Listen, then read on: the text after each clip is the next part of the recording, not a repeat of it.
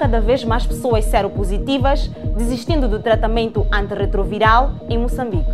Descubra como se prevenir da acne, uma doença que afeta 80% de adolescentes dos 13 aos 18 anos em todo o mundo. O fisiculturismo está a ganhar espaço entre as mulheres.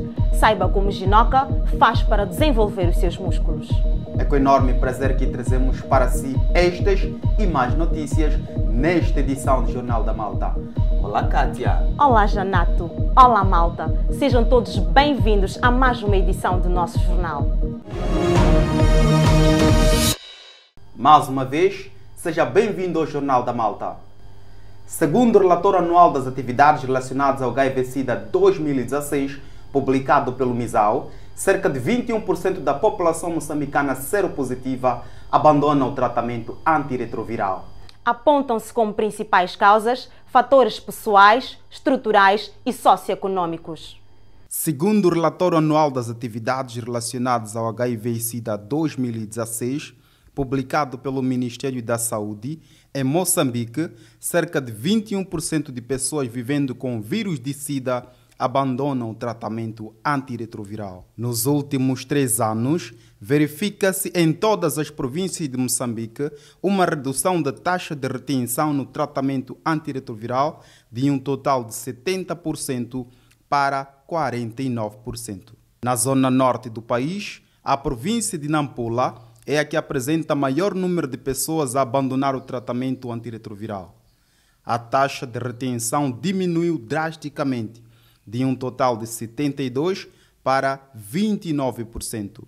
Por sua vez, no centro de Moçambique, a província da Zambésia apresenta uma taxa de abandono no tratamento antirretroviral de 30%. E a província de Inhambane, na zona sul de Moçambique, apresenta a segunda maior taxa de abandono no tratamento antirretroviral, igual a 32%. Cresce o número de pessoas seropositivas que desistem do tratamento antirretroviral em Moçambique. Foi durante o nascimento do seu filho que Josina descobriu seu estado serológico. A discriminação, mesmo por parte do pessoal de saúde, fez-lhe pensar que aquele fosse o início do seu fim, razão pela qual não seguiu o tratamento. O meu bebê não ficava melhor. Começaram a me discriminar com as enfermeiras no próprio hospital. Levantou-me a minha ficha, começaram a me chamar de nome. Dizia que cidade. Eu fugi no hospital, fui ficar em casa com o bebê, porque estavam a me discriminar. Com o apoio moral de uma associação de aconselhamento, Josina decidiu retomar o tratamento antirretroviral e dar um rumo à sua vida. Quando eu comecei a tomar, comecei a ganhar peso, comecei a recuperar, não tive nem efeito secundário. Eu faço tudo, estou a trabalhar, sou uma mulher como qualquer mulher. Estou a trabalhar e lavo roupa, cozinha, faço tudo, porque não acabou o meu mundo. O meu CD4 está a 1000C, carga viral está a 0. Continuo a fazer meus medicamentos, não vou parar de fazer medicamento porque o meu CD4 está a 1000C, não. Hoje, com um novo brilho e força de vontade, Josina deixa um alerta. Quando você abandonar o tratamento, o vírus da HIV vai levantar. Até o nome diz, HIV ainda não tem cura, só tem tratamento. Quando você abandona o tratamento, aqueles medicamentos que você toma de primeira linha não vai fazer nada. Vai criar um vírus resistente e você tem que voltar a tomar medicamentos de segunda linha. São muitos comprimidos. Não podemos abandonar o medicamento. Vamos tomar medicamento. Apesar de registrar-se um número elevado do índice de desistência no tratamento antirretroviral, a chefe do Programa Nacional do Controlo de HIV-Sida afirma que o governo tem estado a desenvolver estratégias de modo a reter os pacientes durante o tratamento da doença. O governo de Moçambique tem traçado aquilo que são intervenções, olhando várias áreas. Primeiro tem a própria área de prevenção, tem a área de cuidados e tratamento e depois também tem a área que olha para aquilo que é a mitigação. O grande desafio que nós vivemos hoje não é a redução, mas é o desafio da retenção dos pacientes. Isto quer dizer o quê? Que nós estamos a perder os pacientes, nós estamos a perder o segmento dos pacientes. Clarice Machanguana, patrona da fundação com o mesmo nome, Deixa um apelo às pessoas que, por alguma razão, abandonaram o tratamento.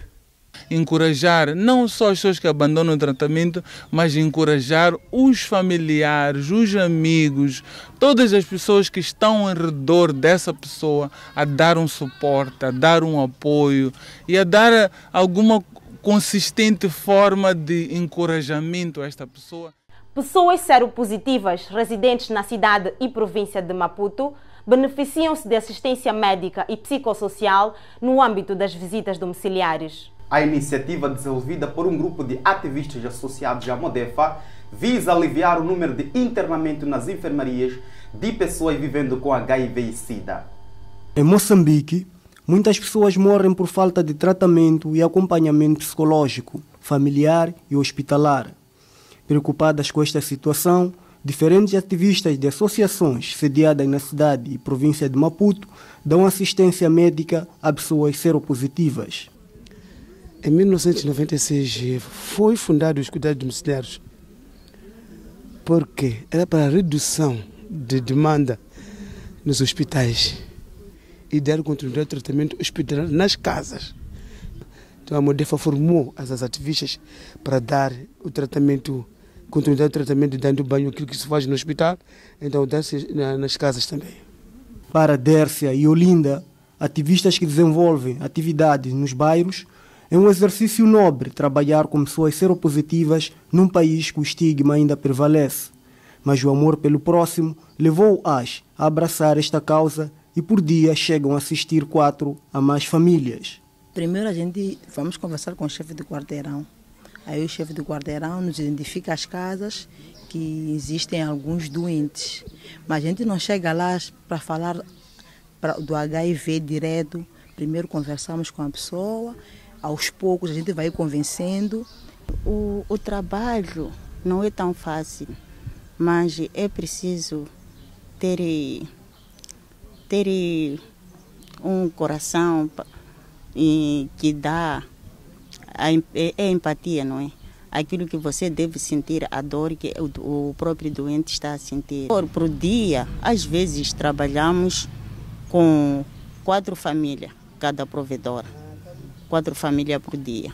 Depende da situação que encontramos na comunidade. Por ser uma atividade que exige a colaboração de todos, estas associações trabalham em coordenação com as autoridades locais para identificar e acompanhar os ativistas e os pacientes em caso de desistência.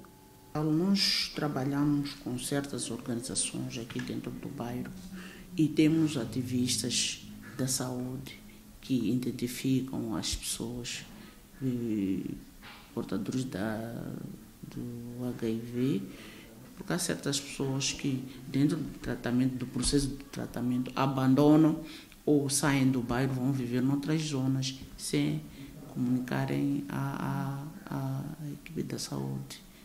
Mamanas, há umas mamanas do Comitê de Saúde que estão mesmo direcionadas para esse trabalho, para andar de casa em casa, pegar essas mamães. Ver um mundo livre do HIV/SIDA é o sonho que estas ativistas carregam no seu dia a dia. Por isso, numa só voz, dizem: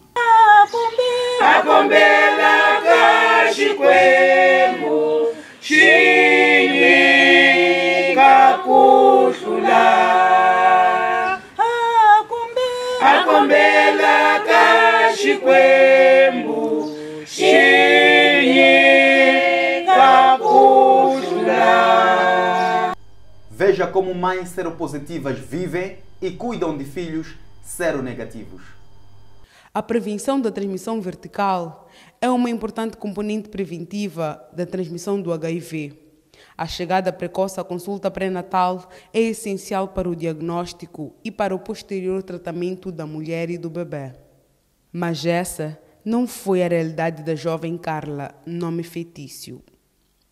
Ni kumili a nyimba ya costa ka usungula desleixari a mavabyi ni nga cumprir ma condições ya nyimba já ximu tlulelini já ni gama ni kuma nyimba yin'wanyana a nyimba leyi hi leyi ni nga gama ni tshungula ku vabya mina já xin'wana na lexi xi gama xi falisela. Depois de Carla ter perdido um filho, o seu primeiro e o seu segundo marido para o SIDA. Hoje ela entende a importância de cumprir com a medicação para seguir a sua vida de forma saudável e cuidar dos seus 3 filhos. Ni kuma nyimba kambe ni cumprir ama consulta hinkwawo a humi bem a nga na nchumu hi lwi ja ni tlhela ni kuma nyimba yin'wanyani kambe hi lwi ana yeka mana zila nga hamba ya ku sungula nga huma nga ni nchumu. Embora não tenha ido à escola e sem saber escrever, Carla mostra como tem seguido à risca as datas das consultas. Tenho consulta eu no dia 14. O filho tenho esse dia 20 aqui, próximo mês de novembro, é para ir na farmácia, dia 20 de novembro. Dia 20 de dezembro é para ir no consulta. Vai me ver isso agora para mim, eu sou do ano há 6 meses. Na minha cama xarope. E adverte. Já fambe ni amba matesto. Loko kuma swa ku ya vabya hi nga tshikeni amuzi a hi tendereni ma consulta. Kátia, há cada vez mais pessoas desenvolvendo atividades para reduzir o número de abandono no tratamento antirretroviral. Pois é, Janato. O Jornal da Malta encontrou no bairro das Maotas um grupo de pessoas seropositivas que criaram um sistema rotativo de distribuição e levantamento de medicamentos. A luta pela vida leva pessoas vivendo com HIV-Sida a formarem grupos de chitique para aquisição de medicamentos como forma de reduzir o valor de transporte, longas horas de espera e filas nos hospitais.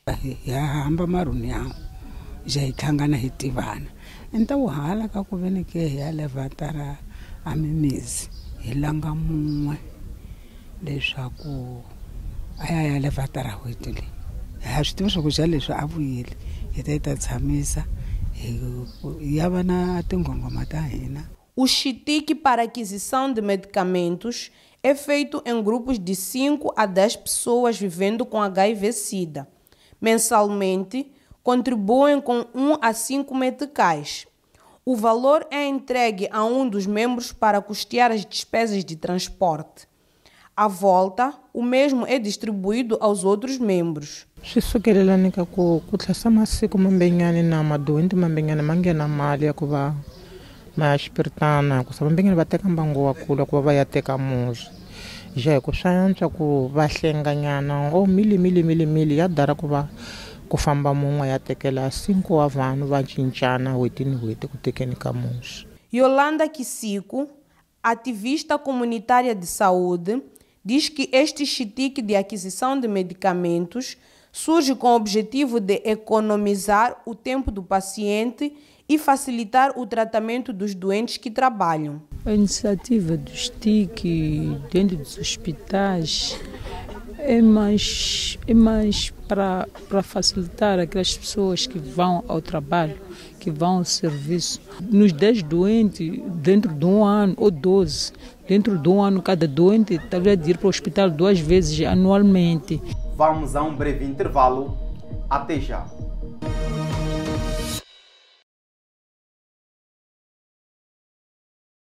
Cidadãos informados estão em melhor posição para gozar da maioria dos seus direitos.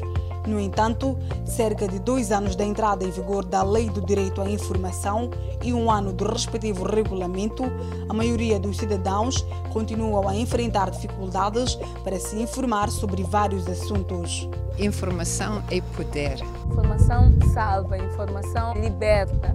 Com um maior acesso à informação, pode-se garantir uma maior transparência. Quem tem poder não quer partilhar. Claramente que em algum momento vão ser barrados. Os relatórios de contas, os contratos que são assinados em nome dos cidadãos, esses contratos devem ser revelados. As entidades devem se informar ou ter acesso a esta lei. A lei do acesso à informação é mais um instrumento que nos dá ferramentas para nos tornarmos cidadãos e para isso temos que usar a lei. O acesso à informação promove o desenvolvimento do país.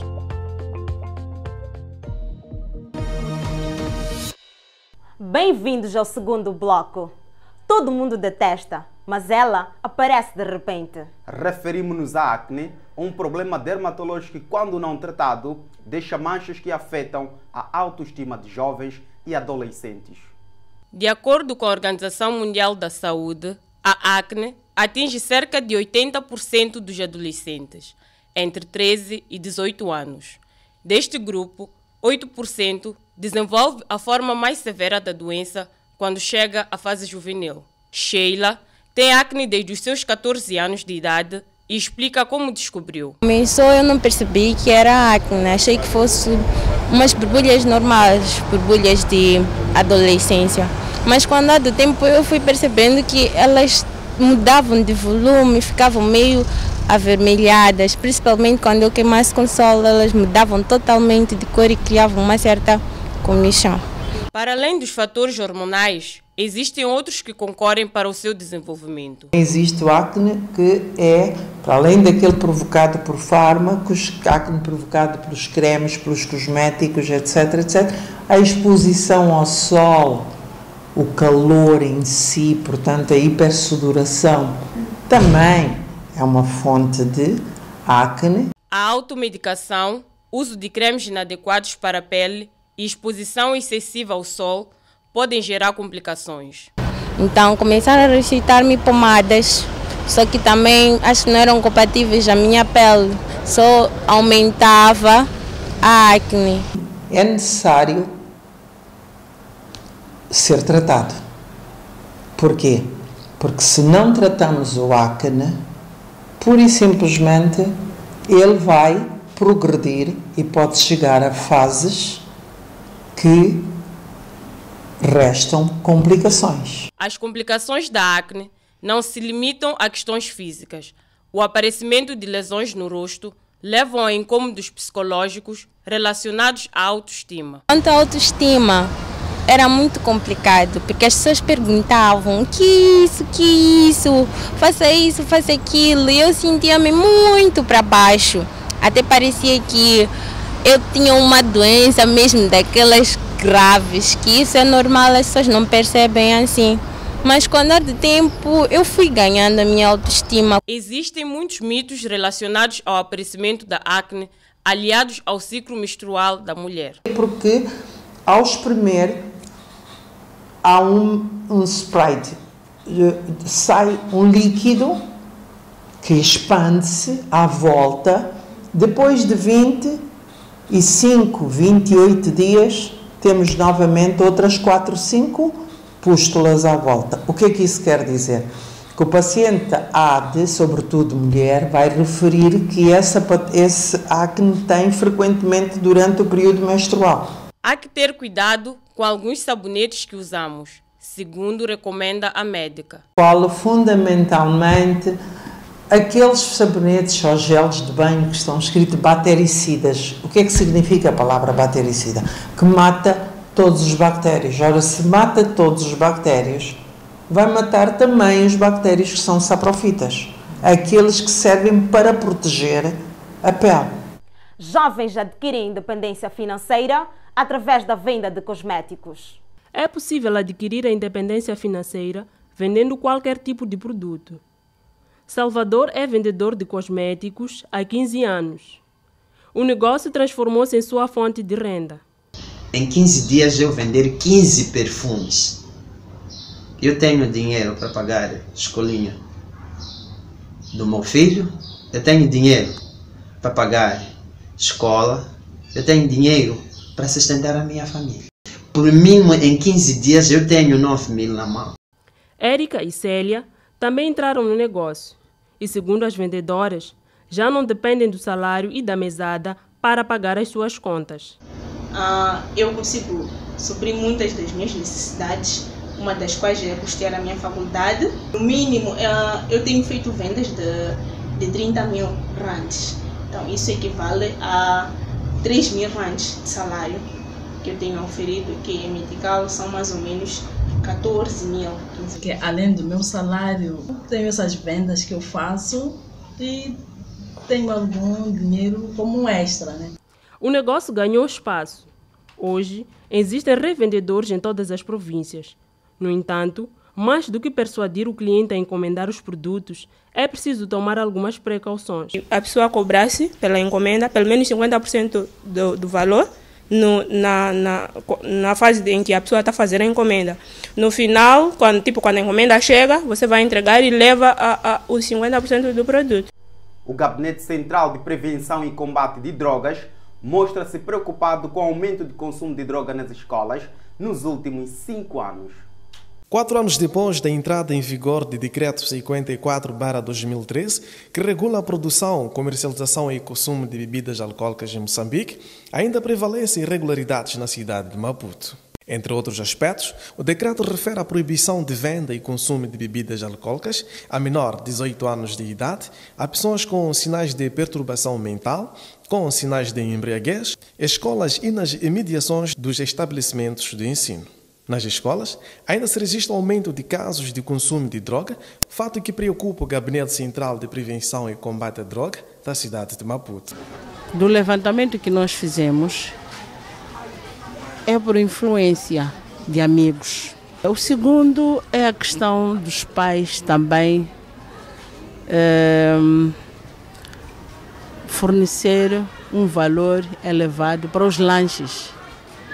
Então, essa é uma chamada de atenção. Nós já tivemos um encontro com os pais encarregados de educação, por forma a sensibilizarmos que nós não podemos trocar o afeto por dinheiro. Segundo o Gabinete Central de Prevenção e Combate à Droga da cidade de Maputo, aumentaram casos de consumo de drogas ilícitas nas escolas, passando dos 2.074 em 2012 para 3.070 em 2016, o que representa um crescimento de 32,4%. Dos vários tipos de drogas mais consumidos, o álcool está na dianteira das estatísticas, com uma evolução de 38,6% no intervalo de 2012 a 2016. A Polícia da República de Moçambique diz estar a envidar esforços junto às escolas e comunidades para reduzir o consumo de drogas. Nós temos ministrado palestras ao longo de todas as escolas, ao longo de todo este ano, e esta atividade que estamos a ver hoje é o culminar de diversas atividades que fomos realizando nas nossas escolas. Portanto, fomos realizando diversas palestras de sensibilização sobre todos esses males que já registramos. A falta de um companheiro para desabafar e a necessidade de se afirmar no grupo que obriga a imitar certos comportamentos são alguns dos motivos que levam os alunos a se envolver no mundo de drogas. Geralmente isso acontece por causa das influências e também por falta de controle dos encarregados. Ou a pessoa pode fumar ou beber porque em casa tem problemas, os pais não se entendem, esse tipo de coisa. Ou porque minha amiga também fuma, eu também vou fumar. Ou também, ao redor das escolas, tem sempre esses sítios que vendem bebida, vendem drogas, também chama muito a atenção. Então, para evitar esse tipo de coisa, deve haver mais incentivo, deve haver mais palestras públicas como também privadas, porque por vezes quando são públicas nem todos se abrem conforme deve ser. Então, privadas também ajudar bastante. Veja a seguir a entrevista de Sérgio Nhambe com Sura Momadi. Vamos a um breve intervalo. Até já.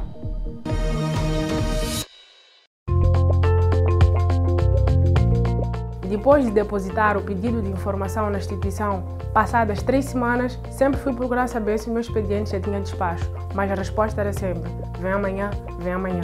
Todas as instituições públicas e privadas têm por lei o dever de prover informação de interesse público. As autoridades administrativas devem facultar a consulta de documentos de interesse público num prazo máximo de 21 dias a contar da data da entrada do pedido.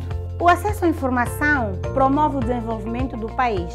Na saúde, por exemplo, mulheres e homens conhecem os seus direitos.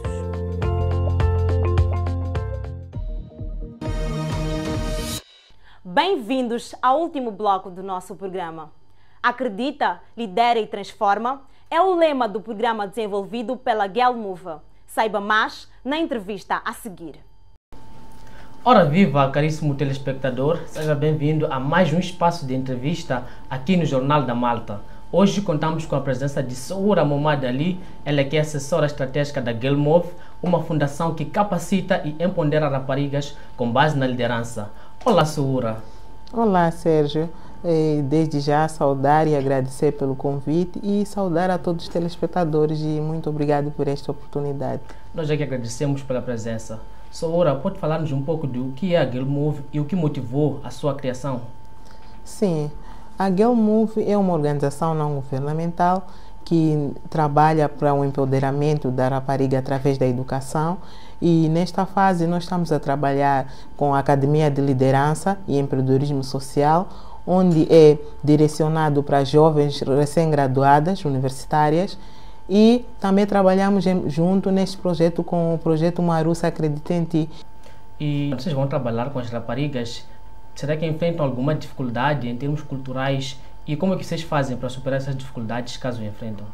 Então, para enfrentar esses desafios, nós temos a componente na academia. Logo quando todas as raparigas entram na academia, elas vêm de várias culturas, hábitos diferentes, apesar de ser um único país. Então nós temos a componente do autoconhecimento, a liderança pessoal. Então, a partir do momento que a pessoa já tem a componente de saber liderar o seu eu, então aí já pode trabalhar com os outros.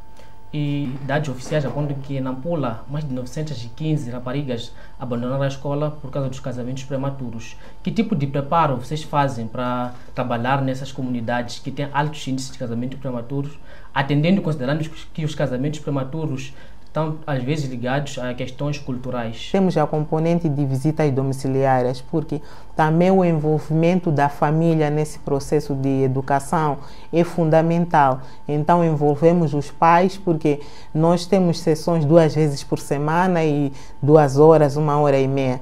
Este tempo não é suficiente, então passam mais tempo com os pais. Então o envolvimento dos pais nesse processo também tem nos ajudado muito para alcançar os resultados que pretendemos. E até então já temos resultados satisfatórios. Não quer dizer que vamos parar, mas é um indicador que nos motiva a continuar a desenvolver este trabalho no sentido de reduzirmos os casamentos prematuros e também prevenirmos a gravidez precoce. Em termos de números, quantas raparigas já foram beneficiadas por este projeto? Quantas raparigas vocês encontraram em situação de vulnerabilidade, em casamentos prematuros, que vocês ajudaram? Tivemos um índice de permanência escolar bom. Passamos por 300 raparigas que foram beneficiárias, e destas 300 conseguimos a graduação de 230. Então, quer dizer que algumas também desistem, algumas transferências para outras escolas, mas desse número nós conseguimos manter acima de 50% das raparigas na escola. Como é que vocês fazem para identificar as meninas em situação de vulnerabilidade? Primeiro, nesta fase, nós estamos a trabalhar nas escolas. E o que é que acontece? Nós, como estamos a trabalhar nas escolas, nós fizemos o recrutamento na escola, onde nós encontramos as raparigas neste intervalo dos 11 aos 15 anos e no intervalo da 5ª à 7ª classe. Por quê? Porque nós temos que estar a avaliar essa componente de permanência escolar e também quais são as distâncias. E também nós agora estamos mais no contexto rural, numa comunidade de Marrere, na província de Nampula, que é um contexto mais rural, que elas também têm outro tipo de desafios, e também temos a componente do contexto mais urbano, que estamos a trabalhar na escola de Napipini, que é já na cidade de Nampula. Agora estão em Nampula e Beira, e quais são os próximos passos da Girl Move? Continuarmos a trabalhar no processo de progressão escolar das raparigas que estão no projeto Marussa Acredita em Ti. Okay. Muito obrigado, Soura, pela sua disponibilidade. A você, caríssimo telespectador que nos acompanha, não se esqueça sempre de acreditar em si, pois a mudança começa contigo. Muito obrigado. Hidratar, pentear e trançar são alguns dos cuidados que devemos ter com os cabelos. Veja na reportagem de Luísa Sobrijali. Liso, black power, encaracolado, trançado ou penteado. O cabelo passou por muitas transformações, mas sempre foi e continua sendo um aliado da identidade negra no glamour e moda. Vânia, consultora de cabelos, dá dicas de como fazer cortes adequados para diferentes rostos. As pessoas com o rosto redondo têm que ter mesmo um corte reto, curto ou o cabelo na mesma medida. Pela perspectiva do nosso tipo de cabelo, a maior parte da população moçambicana é negra ou mulata e mista, usar muitos óleos naturais e manteigas vegetais. Fomos à rua para colher algumas curiosidades de pessoas com relação a novas tendências de cabelo. Qual é o melhor corte que podemos fazer para o verão? Loiros, tintas de caju, assim, aquelas cores mais vivas. Estava a saber se é aconselhável, recomendado ter o cabelo preso. Eu visto que tenho rastas neste verão. Uma vez por semana ou de 15 em 15 dias também é sempre bom hidratar. Que é para elas não ficarem, não se partirem, não ter aquelas quedas. Saber qual é o tipo de corte que um jovem da minha idade queria fazer. Tem aqueles cortes fades, faz uma carreca dos lados, vai subindo, faz um degradê. Um corte que ele quer aparecer. Mudar do visual pode ser uma oportunidade para melhorar a autoestima e estar na moda. Cortes com dreads, cabelos afros são uma das mais concorridas na camada juvenil. Kátia, já te imaginaste musculosa? Musculosa? Quem sabe? O fisiculturismo é um desporto que tem como objetivo controlar e desenvolver os músculos e não só é praticado pelos homens. Conheça a Ginoca, uma atleta que treina incansavelmente para ficar musculosa. No mundo, o fisiculturismo feminino começou nos anos 70, quando as mulheres começaram a fazer parte das competições. E em Moçambique, já há mulheres que revelam-se boas atletas. Há alguns anos, o normal era ver só homens a praticar fisiculturismo. Hoje, é possível ver mulheres como a Ginoca que praticam esse desporto com amor e no ginásio procuram ter músculos e um corpo definido. Ginoca, como começou o gosto pelo fisiculturismo? Eu sempre amei fazer musculação. Esse sempre foi o meu sonho. Eu iniciei a musculação na minha zona, num ginásio livre, sem máquinas. Lá usávamos mais barras com discos só, sem máquinas. Lá eu consegui chegar onde eu estou hoje. A tarefa não é fácil. Para ter músculos e manter a boa forma, precisa ter uma dieta rígida e diminuir o consumo de alimentos gordurosos. Evite comer hambúrguer, chocolate e pizza. Opte por alimentos com menos calorias e respeite sempre os horários.